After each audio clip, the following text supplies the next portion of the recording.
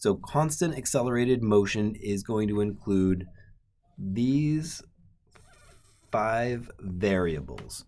Most problems will include 4 of the 5 variables, with one of them being completely irrelevant to the problem.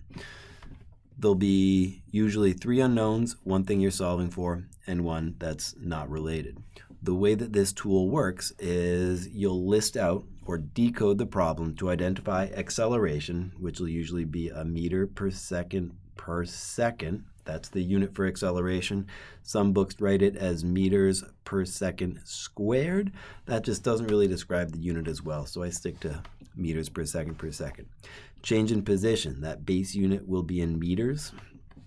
Initial and final velocity have the same unit. It should be in meters per second, but there's also a lot to decode because a velocity could be at a stop. You could be coming to rest. You could be an object that is about to drop. All of these are physics code for your velocity is starting or ending at 0.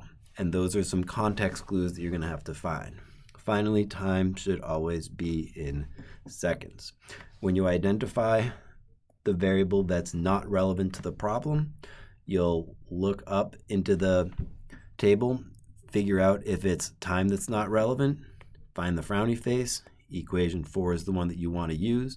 And then there's 4 variables that in order to solve for one of them, there's a lot of math you have to rearrange.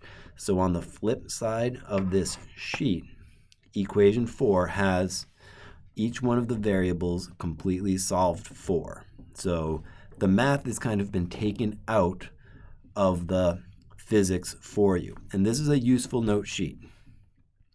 I'll show you how this is going to apply to one of the problems that we'll be dealing with. Here's number 33. A stone is dropped. Dropped is a physics code. From the top of a cliff, it hits the ground below after 3.25 seconds. How high is the cliff? I picked this one because there's a lot of context questions you need to follow. Dropped means your initial velocity is 0. You're holding it. The second you let it go, it picks up speed, but it starts at a speed of 0. Time is 3.25 seconds.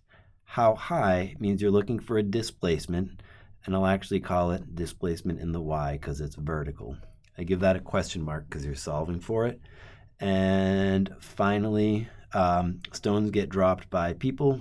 People live on Earth, so we'll make our acceleration negative 9.8 meters per second per second. Velocity final gets the frowny face, we don't care. So we swap back to the TNEOM tool. Velocity final, frowny face, equation 3. We want to solve for displacement. It's already set up for displacement, so we'll plug it in the correct form.